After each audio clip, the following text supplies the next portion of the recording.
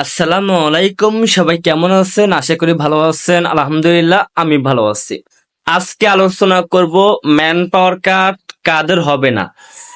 হুম আজকে আলোচনা করব ম্যান পাওয়ার কাট কাদের হবে না আর কাদের হবে, কাদের খুব দ্রুতভাবে ম্যান পাওয়ার কাট হবে আর কাদের ম্যান পাওয়ার কাট আস্তে আস্তে হবে। আজকের এই ভিডিওতে পুরোটাই ক্লিয়ার করব। আজকের এই ভিডিওটা দেখলে জানতে পারবেন ম্যান পাওয়ার কাট কেন হচ্ছে না আর কাদের হচ্ছে আর কাদের বর্তমানে ম্যান পাওয়ার কাট হবে না, হবে আবার হবেও না। অবশ্যই এগুলা জানতে হলে আজকের এই ভিডিওটা পুরোটাই আপনাকে দেখতে হবে। আজকের এই ভিডিওটা পুরোটা দেখেন, তাহলে অবশ্যই একটু কিছু হইলেও আপনার উপকারে আসবে। আপনি জানতে পারবেন সঠিক খবর, সঠিক নিউজ আপনি বুঝতে পারবেন।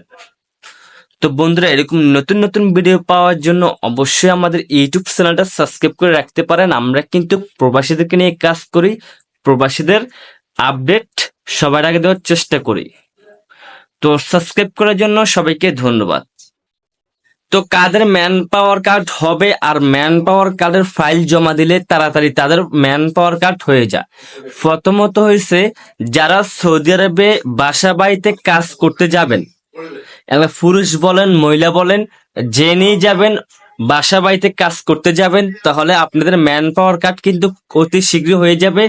কারণ আপনার এটা গ্রুপ ভিসা না, কারণ একটা বাসা বাড়িতে একজন কাজের লোক লাগে, হয়তো কাজের মেয়ে লাগে নতুবা কাজের একটা ছেলে লাগে।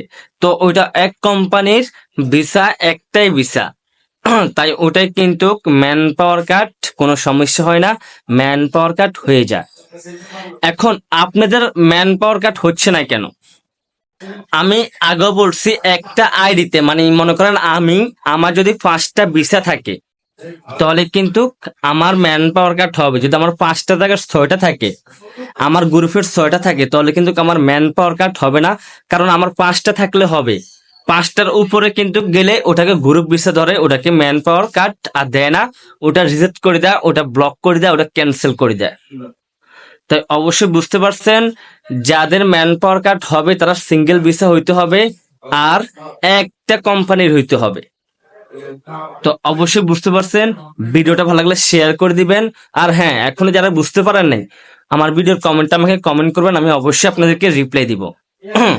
একটা কোম্পানির একটা ভিসা হইলে কিন্তু আপনি ম্যান পাওয়ার কার্ড অতি দ্রুতভাবে পেয়ে যাবেন। আর একটা কোম্পানির যদি 10টা 20টা ভিসা হয় তাহলে কিন্তু আপনাকে আস্তে আস্তে ম্যান পাওয়ার কার্ড দিবে, অত দ্রুতভাবে দিবে না, পাবেন তবে একটু দেরি হবে। তো আশা করি বুঝতে পারছেন। আজকের মতো এই পর্যন্ত, সবাই ভালো থাকবেন, ধন্যবাদ।